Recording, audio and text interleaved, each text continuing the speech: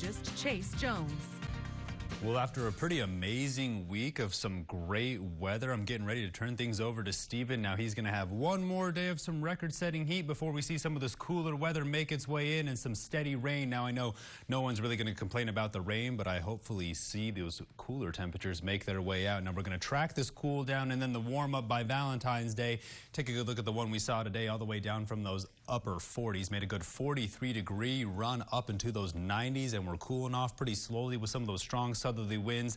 It's going to be a great Friday night, and by tomorrow, a beautiful Saturday. So make sure you get out there and take advantage of everything that's going on, because that rain is going to make its way in and it's going to stick around for quite a while. 72 in San Angelo, everybody else at 70 degrees, it says. And when we take a good look at everybody else, 69 up there in Sterling City, 70 down there in Junction, looking like 3 degrees across the entire Concho Valley. So it's a beautiful night, and we're going to be dropping back down into those mid-50s with some of those humid conditions. Speaking of humidity, look at those values make their way up. 50 up there in Sterling City, while we're still seeing some of those 70s down there off towards the southeast, and those dew points are anywhere from those 50s all the way up into those 60s. So we have our eye out for some of that low cloud cover. Now the Futurecast is going to show you where it'll continuously make its way in, and then by Monday, if not by Sunday, it'll stick around for good.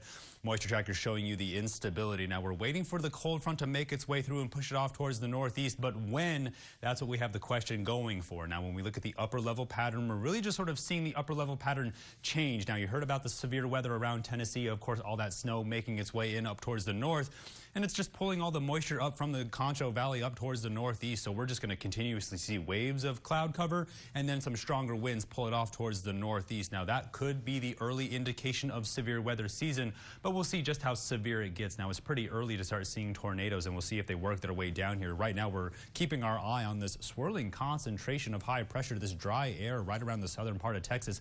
Pretty strong stationary boundary right across the entire Concho Valley. Now seeing some higher winds around the Panhandle, and here goes another winter storm across the northern part of the nation. When we take you down into the severe weather outlook, things have calmed down, and by tomorrow still looking pretty calm, but we take you down to the surface, still seeing a whole lot of winter weather advisories push around the northern part again near the Dakotas, and that's really been the area we've been keeping our eyes on for the last 6 months. Now when we look down at the Concho Valley, keeping our eye on some of these cloudy conditions, going to see them push back in one more time for Saturday, then make their way out around lunchtime, a good enough time to get some snacks. Then by Sunday, going to make its way in pretty early, stick around for some low cloud cover and some misty conditions.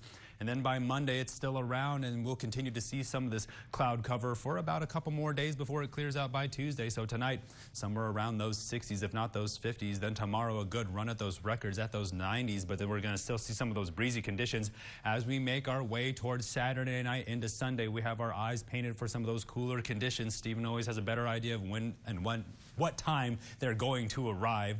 As we start to make our way closer towards Valentine's Day, you only have about 6 days left or so. We start to see those temperatures level out in those 50s, with a good opportunity to see those temperatures drop below those freezing levels before they push back up into those 70s, with those overnight lows pushing back up into those 40s. Stay tuned. We'll have more of the break. You're watching KSAN News at 10.